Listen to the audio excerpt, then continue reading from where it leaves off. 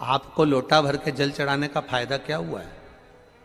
अब सुनना, पूरे भारत के लोग और पूरे देश विदेश में बैठे हुए जितने भक्त इस आस्था चैनल के माध्यम से कथा सुन रहे हैं, महाराज भगवान का एक नाम है भिक्षुवर, और भिक्षुवर अवतार की कथा कल चल रही थी। भगवान शंकर जब सत्यारथ के मर जाने के बाद उसकी धर्म पत्नी गर्भ से थी, और वह धर्म पत्नी भी बच्चे को जन्म देकर घाट पर छोड़कर जब पानी पीने के लिए गई तो घड़ियाल ने, मगर ने उसको पकड़ लिया और वो धर्म पत्नी भी मर गई। पार्वती जी के मन में संशय आ गया था, पार्वती जी के मन में संशय प्रकट हो गया था कि ये शंकर भगवान की उपासना करता है, ये शिव का भजन करता है। राजा सत्यारथ शंकर भगवान को जल चढ़ाता है, राजा सत्यारथ भगवान शंकर की आराधना करता है, शिव की आराधना करता है। उसके बाद भी इसके प्राण छूट गए। इसकी धर्म पत्नी वो भी भगवत भजन में डूबी रहती है, उसके प्राण छूट गए। इसकी राज सत्ता चली गई, उसका वैभव चले गया, उसका बच्चा नदी के घाट पर पड़ा हुआ है। शिव जी के सामने प्रश्न का अंबार था, भगवान शंकर के सामने ढेर प्रश्न थे।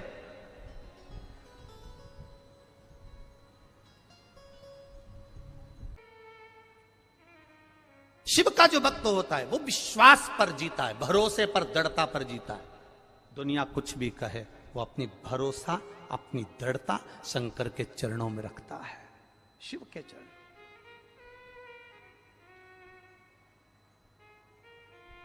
पार्वती, तुमने राजा सत्यारथ का जीवन देखा है, तुमने राजा सत्यारथ के लिए, तुम कह रही हो कि राजा सत्यारथ पूजन करता था, पाठ करता था, अर्चना करता था, शंकर को जल चढ़ाता था, शिवालय जाता था, और उसकी धर्म पत्नी भी जल चढ़ाती थी, शिवालय जाती थी। उसका बच्चा पड़ा हुआ है, उसका पूरा वैभव चले गया। शंकर की आराधना करने वाले को इतना कष्ट होगा, शिव की आराधना करने वाले को इतना दर्द होगा, शंकर की आराधना करने वाले को इतना दुख होगा। ये तो होना नहीं चाहिए था।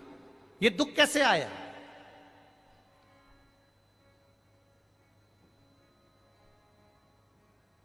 ये कष्ट कैसे आया? ये तकलीफ कैसे आई? शिव जी ने कहा, पार्वती चल मैं तुझे घुमा के लाऊं, और घुमाया। जलाशय में पार्वती जी को पूरी लीला का दर्शन करा दिया कि पूर्व समय के भोग के कारण, पूर्व समय के दूसरे का सामान ले लिया था, दूसरे के घर पर आक्रमण कर दिया था, दूसरे का वैभव चुरा लिया था, दूसरे का धन चुरा लिया था, दूसरे की सत्ता चुरा ली थी।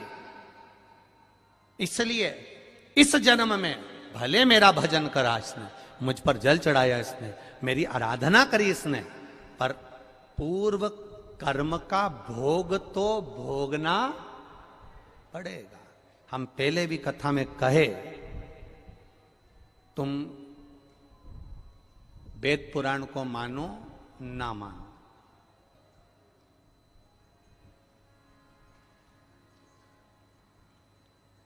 तुम धर्म शास्त्र को मानो ना मानो, तुम अपने बड़ों को मानो ना मानो, तुम अपने गुरु को मानो ना मानो, पर इतना जरूर मानकर चलना कि कर्म का भोग तो परमात्मा को भी भोगना पड़ा, तो अपन तो मनुष्य हैं, भोगना पड़ता ही है, पड़ेगा। कोई तुमसे कह दे मेरे पास आकर बैठिया मैं दुख नहीं आने दूंगा, कोई तुमसे आकर कह दे कि मेरे पास आकर बैठिया मैं ऐसा काम कर दूंगा कि तुम्हारे जीवन में दुख नहीं आएगा, तकलीफ नहीं आएगी, कष्ट नहीं आएगा, तो समझ लेना कि ये बेवकूफ बना रहा। दुख आएगा, कष्ट आएगा, रोग आएगा, बीमारी आएगी, तकलीफ आएगी, क्योंकि पूर्व के कष्ट का, पूर्व के कर्मों का भोग हमको भोगना है। पूर्व के कर्मों का भोग हमको भोगना, वो कौन भोगेगा? तुम्हारी कमाई के हिस्सेदार होते हैं तुम्हारी पत्नी, तुम्हारे घर के माता पिता, तुम्हारे भाई बंधु और तुम्हारे बच्चे तुम्हारी कमाई के हिस्सेदार होंगे। पर एक बात अपनी जिंदगी में उतार कर रखना, तुम्हारे कर्म के हिस्सेदार नहीं होंगे कि तूने कमाया कैसा था। तुम्हारी कमाई के हिस्सेदार तुम्हारी पत्नी भी होगी, तुम्हारे बच्चे भी होंगे, बेटा भी होगा, बेटी भी होगी, माता भी होगी, पिता भी होंगे, भाई भी होंगे, बंधु भी होंगे, बहनें भी होंगी, उनके सारे रिश्तेदार होंगे, तुम्हारी कमाई के हिस्सेदार होंगे। पर तुम्हारे कर्म के हिस्सेदार नहीं हो सकते। कर्म का भोग तो तुझे अकेले ही भोगना है। तब वो परमात्मा भी कहेगा कि तेरा क्या होगा रे कालिया। फिर वो भी कहेगा कि होगा क्या, क्या कर्म करेगा। कोई दूसरा नहीं भोगेगा, हमें भोगना है, हमें।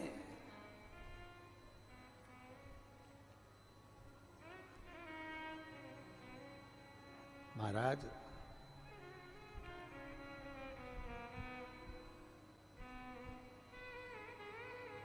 कर्म का भोग तो भोगना, कोई दूसरा नहीं भोगने वाला। पार्वती सत्यरथ को कर्म का भोग भोगना था। पूर्व में इसका वैभव इसने दूसरे का चुराया था, इसलिए आज इसका वैभव चले गया। पूर्व में इसने जो कर्म किया था उसके कारण इसका ये कर्म चले गया। तो फिर आपको लोटा भर के जल चढ़ाने का फायदा क्या हुआ है? अब सुनना, पूरे भारत के लोग और पूरे देश विदेश में बैठे हुए जितने भक्त इस आस्था चैनल के माध्यम से कथा सुन रहे हैं, अब सुनिए। ये कथा में भिक्षुवर अवतार भगवान शंकर का हुआ है 14वें नंबर का। उस कथा को ध्यान से सुनना। 19 अवतार में से एक अवतार है और यह हम सब के लिए है आज शिवरात्रि के दिन, कि दुनिया के लोग कहेंगे, दुनिया के लोग कहेंगे फिर वो सत्यारथ मरा क्यों, फिर वो उसकी पत्नी को घड़ियाल क्यों खा गया, फिर उसका वैभव क्यों चले गया। कई लोग कहते हैं ये दुख क्यों आता है, तकलीफ क्यों आती है, कष्ट क्यों आता है, ये पूर्व कर्म का भोग है। फिर हमने शंकर जी को जल चढ़ाया, शिव जी की आराधना करी, शंकर को हमने पानी चढ़ाया, शंकर जी के मंदिर गए, शिवालय गए, देवालय गए, फिर उसका फायदा क्या हुआ, उसका लाभ क्या हुआ। तो फिर शंकर भगवान ने पार्वती जी से कहा अब उसका जल चढ़ाने का लाभ तुम देखो पार्वती, तुम देखिए। देवराज नाम का चोर ब्राह्मण था, ब्राह्मण कुल में जन्मा था, पर चोरी कर कर धन लाया। चोरी करेगा। भगवान ने जितना बड़ा पेट दिया है ना, एक बीता का दिया तो एक बीता का, दो बीता का दिया तो दो बीता का, जितना बड़ा पेट दिया है भगवान ने उसको पेट भरने के, पेट दिया तो पेट भरने के लिए भगवान ने उसको भोजन भी दिया। ये पेट भरने की जवाबदारी तो मेरे भोलेनाथ की है, पर पेटी भरने की जवाबदारी मेरे भोलेनाथ की नहीं है। तो बस इस पेट से हटकर जब दूसरा कहीं काम, लोभ, आसक्ति, वासना, तृष्णा, देवराज के साथ हुआ क्या था? देवराज की पत्नी थी, बच्चे थे, जो पत्नी थी, बच्चे थे, उनके पेट भरने की जवाबदारी भी भोलेनाथ की थी। भोलेनाथ ने पेट भरा, पर दिक्कत कहां खड़ी हो गई? जब देवराज अपनी बुद्धि को भ्रष्ट कर लिया। बुद्धि कब भ्रष्ट हुई? जब देवराज ने एक सुंदर कन्या को देख लिया, सुंदर स्त्री को देख लिया, स्त्री के चक्कर में पड़ गया। स्त्री ने कहा मुझे सुंदर सोने का हार ला कर दो, उसने हार ला कर दिया। मुझे सुंदर ये सामान ला कर दो, उसने ला कर दिया। अब उसके पास जितना धन था उसने खर्च कर दिया, अब कहां से लाएगा? तो उसने फिर चोरी करना प्रारंभ करा। जब अति होने लगती है, जब किसी चीज की जरूरत ज्यादा पड़ने लगती है, तब वो चोरी करना प्रारंभ कर। जल चढ़ाने का फल क्या है? शिव जी ने कहा देवराज की कथा याद रखो।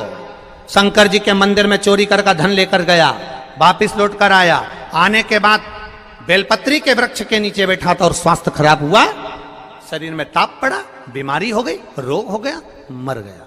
मरा, शंकर जी ने उसके लिए नंदी लगाया, नंदी पर बैठकर वो कैलाश धाम गया। तो इसने तो पाप करा था, इसने तो चोरी करी थी, इसने तो ये चोरी का धन लाया था, और इसने तो कभी शंकर का गुणगान नहीं करा।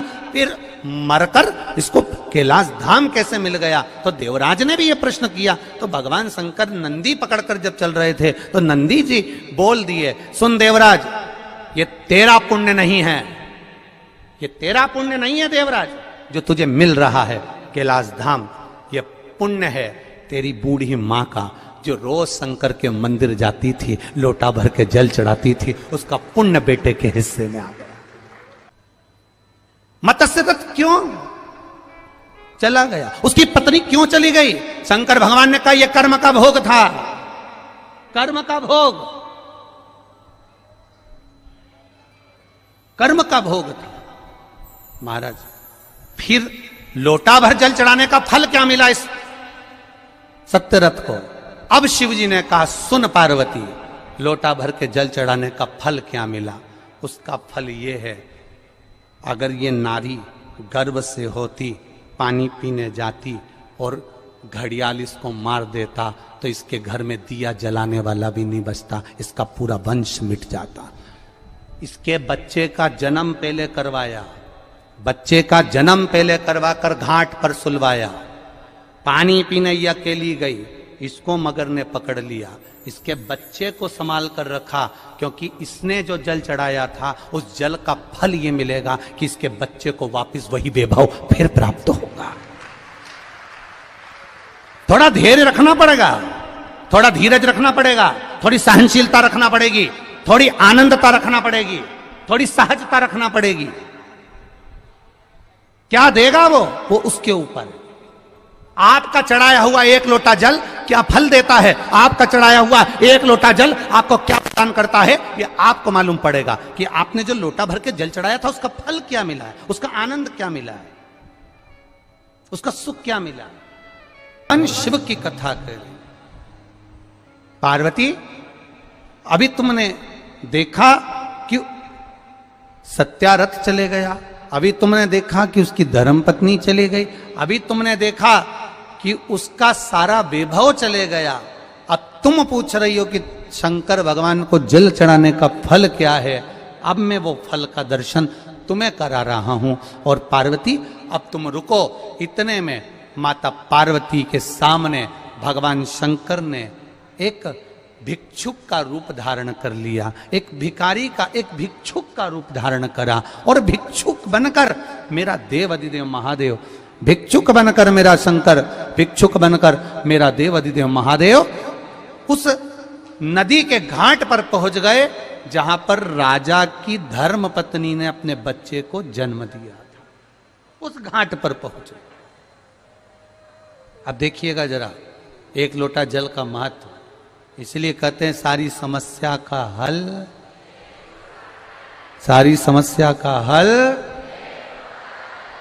एक लोटा जल का महत्व। देखिए, धर्म पत्नी ने बच्चे को जन्म दिया था, उस बच्चे को भगवान शंकर भिक्षुक बनकर, एक भिखारी का, एक भिक्षुक का रूप धारण कर कर उस बच्चे को गोदी में उठा लिए। एक नारी दूसरे घाट पर कपड़े धो रही थी, शिवजी उस बच्चे को लेकर उस नारी के पास पहुंच गए। अब एक लोटे जल का महत्व देख लीजिए।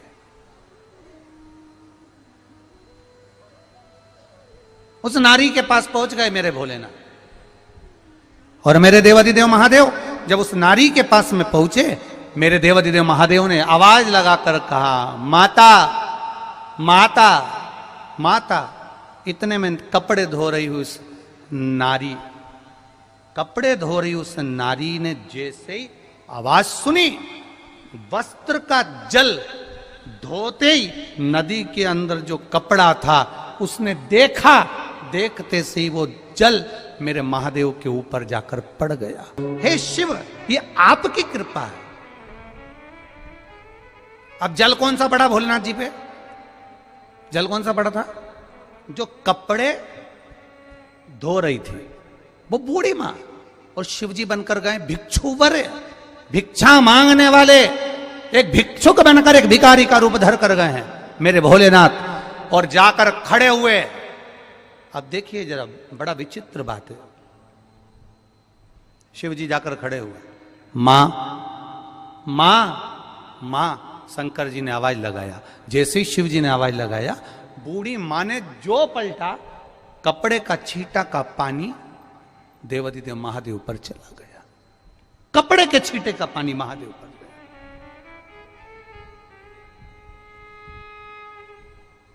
शिवजी मुस्कुरा रहे हैं, शंकर जी बहुत मुस्कुराए। पार्वती जी ऊपर से देख रही, गजब की लीला कर रहे हो महाराज, आज तो भिखारी का रूप रख लिया तुमने, भिक्षुक का। शंकर भगवान बोले, जैसा रूप रखा है वैसा जल भी चढ़ा है।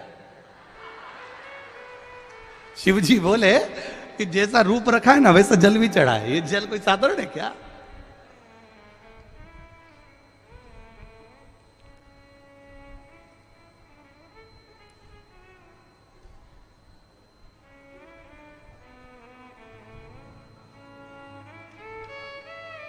आशीष से किसी ने कहा कल कि गुरुजी कथा कहते हैं, हमारे पास में जो पड़ोसन बैठती है वो बड़े ध्यान से सुनती और ऐसी खो जाती होती है।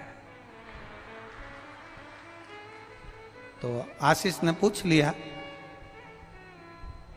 1 2 3 4 5, जैसे ये लाइन से ऐसे 5 खंबे हैं, ऐसे पीछे से 5वें छठे खंबे की बात होगी, ठीक है। अब वो कहे भोजन करते करते बोली कि हम वहां बैठे हैं उस पंडाल में, हमारा ये खंबे के पास। अच्छा कितनी चतुर हो तुम लोग, खंबा तक गिन के बैठी हो, ये तुम्हारी विद्वत्ता है, बहुत बढ़िया।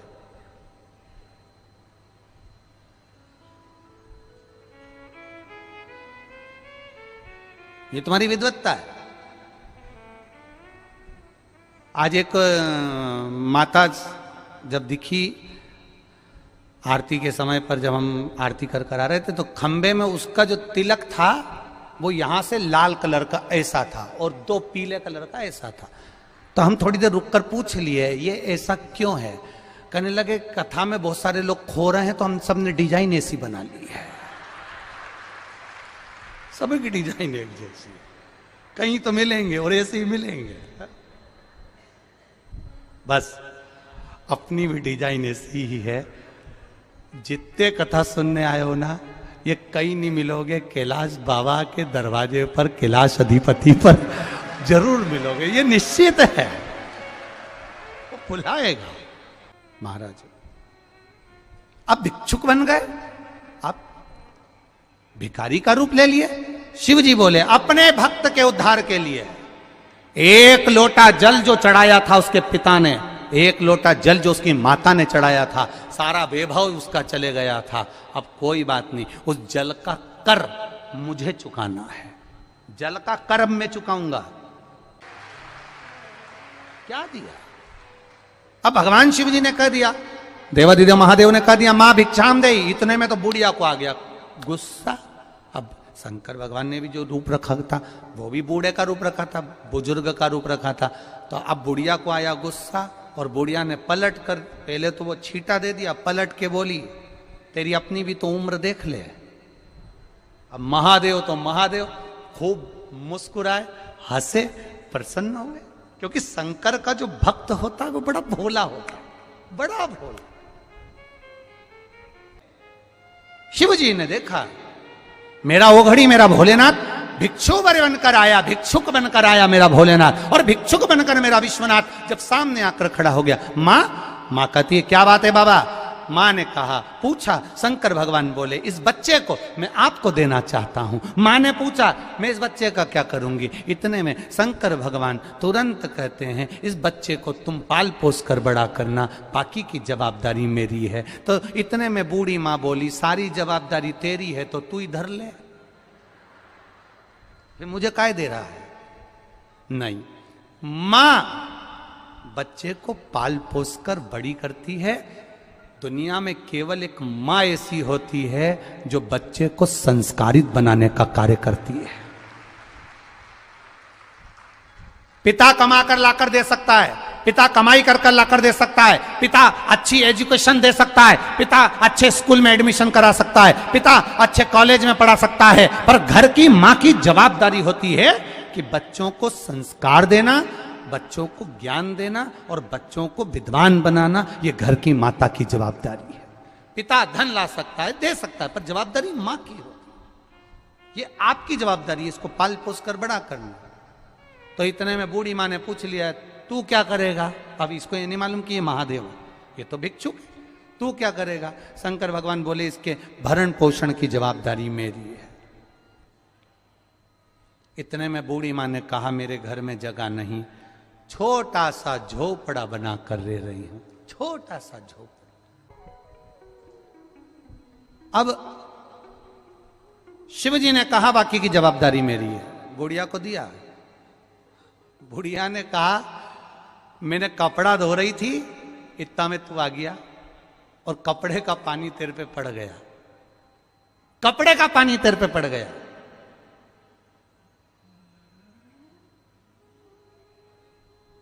किसी के ऊपर कपड़े का पानी पड़ जाए तो उसे गुस्सा आता है, थोड़ा सा भी जल पड़ जाए तो वो क्रोधी हो जाता है। मैंने कपड़े का पानी तुम्हारे ऊपर पटक दिया, तुमको क्रोध नहीं आया? शिव जी बोले, मां, एक बूंद भी जल अगर मेरे ऊपर पड़ता है किसी के हाथ का, तो उसका कल्याण मैं तुरंत कर देता हूं, तुरंत। इतने में बुढ़िया नहा के निकली थी वो नदी में से, और कपड़े धोए थे। अब बुढ़िया के बाल भी घाट पे, तुम देखना नदी के घाट पे थोड़ी गर्मी रहती है तो बाल जल्दी सूख जाते, कपड़े जल्दी सूख जाते। जैसे ही पटको थोड़ी देर बाद उसी को पहन लो, तुरंत सूख जा। अब बुढ़िया के बाल खुले थे, उसने तुरंत जूड़ा बांधा, और जूड़ा बांधते से ही बोली, तू तो इतनी विद्वत्ता जैसी बात कर रहा, विद्वानों जैसी, कौन है? कौन है? मां, तो मुझे जान नहीं सकती। ऐसा मुंह पे तूने ये राख माख लपेटी, अभी रुक तेरा मुंडा धुलाती मैं, अभी रुक। और गई नदी में से पानी भर के लिए आई, काय में वो माओं के पास में क्या होता कपड़े धोने के लिए, जो बाल्टी बर्तन जो, वो लई धो के, और जो नदी में से पानी लई ने देवाधिदेव महादेव पे जो डाला, सारी भस्मी नीचे, भस्मी जैसी नीचे आई। पार्वती जी मुस्काई, इतने में महादेव असली रूप में प्रकट हो गए, असली रूप में प्रकट। जो मेरे देवाधिदेव महादेव को देखा, चरणों में पड़ गई, शंभु मैं पहचान नहीं पाई, किस रूप में तू आया, किस रूप में, तेरा स्वरूप क्या है मैं जान नहीं सकती।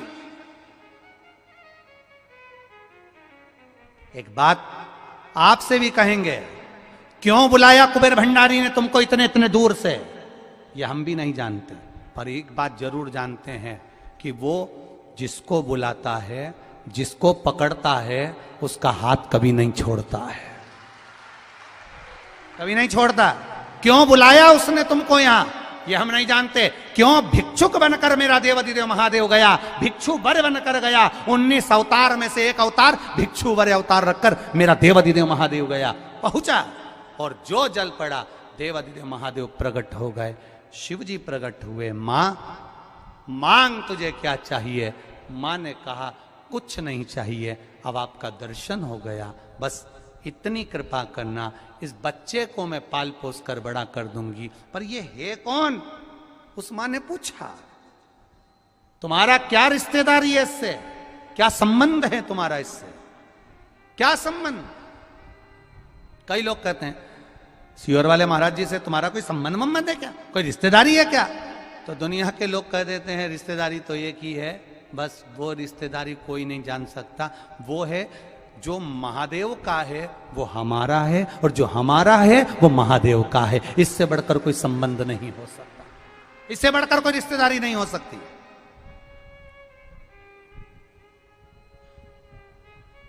शिव पर भरोसा करने वाला इतनी जल्दी टूटता नहीं है, शंकर पर विश्वास करने वाला इतनी जल्दी दिखता नहीं है, बहुत सोचता है शिव पे भरोसा करने वाला। अब मां, मांग तुझे क्या चाहिए? बूढ़ी मां ने कहा नहीं मुझे कुछ नहीं चाहिए, बस अब ये पूछना चाहती हूं, मेरे ऊपर बस एक कृपा कर दो, मुझे ये बता दो कि इस बच्चे से तेरा संबंध क्या है। शंकर भगवान से पूछ रही, इस बालक से तुम्हारा संबंध क्या है, इस बच्चे से तुम्हारी रिश्तेदारी क्या है? शंकर भगवान बोले, इस बच्चे से मेरी रिश्तेदारी नहीं है, पर जो मनुष्य एक लोटा जल मेरे शिवालय में जाकर मुझ पर चढ़ाता है, वो मेरा अपना रिश्तेदार 71 पीढ़ी तक बन जाता है। एक पीढ़ी का संबंध नहीं है तुम्हारा। उज्जैन के ऋण मुक्तेश्वर मंदिर में बड़े बड़े अक्षर में लिखा है, पत्थर से गुथा हुआ, कि शिव महापुराण की कथा सुनने वाला, शंकर भगवान पर एक लोटा जल चढ़ाने वाला, कोई टीवी पर सुने, फेसबुक पर सुने, यूट्यूब पर सुने, चाहे पंडाल में सुने, शिव महापुराण की कथा सुनने वाला शंकर भगवान की 71 पीढ़ी से जुड़ जाता है। अर्थात आपकी 71 पीढ़ी मेरे महादेव की पीढ़ियों में जुड़ा हुआ है।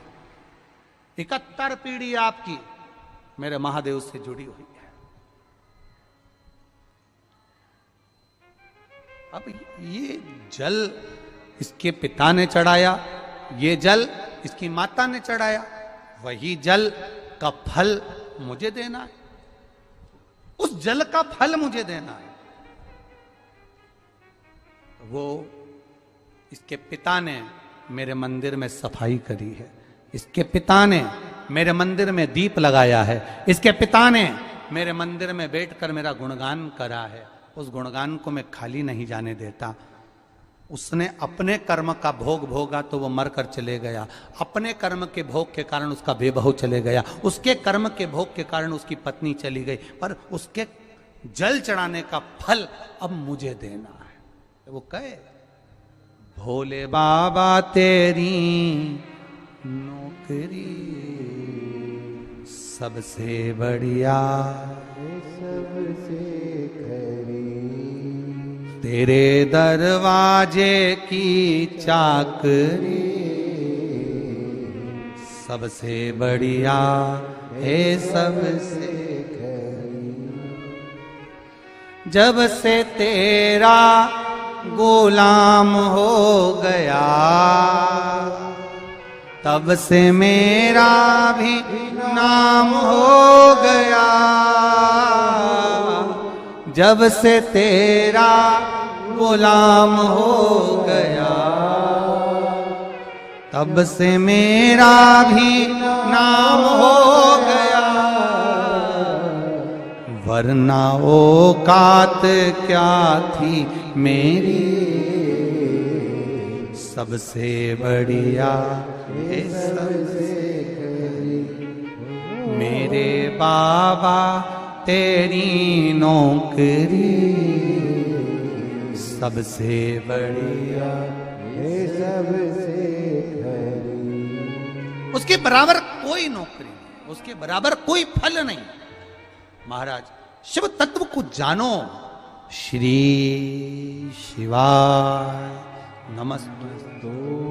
उस फल को जानो, उसके बराबर क्या नौकरी होगी, उसके बराबर क्या फल होगा। मां चिंता मत करना, इसके माता पिता ने एक लोटा जल चढ़ाया, सफाई करी, उसका फल दूंगा मैं। क्या फल दोगे? इसके माता पिता तो मर गए, शिव जी ने कहा वो अपने कर्म से गए हैं, कर्म के अनुसार गए हैं, फल देना मेरा काम है। इसके पिता का जो वैभव गया था, इसके पिता की जो राजसत्ता गई थी, वही वैभव वही फल मैं इसको प्रदान करूंगा। और शंकर भगवान ने उस बच्चे को बड़े होते से ही सब दे दिया जो उसका गया था। ये शिव है, ये शिव के जल का महत्व है, ये शंकर के जल का महत्व सहज नहीं है।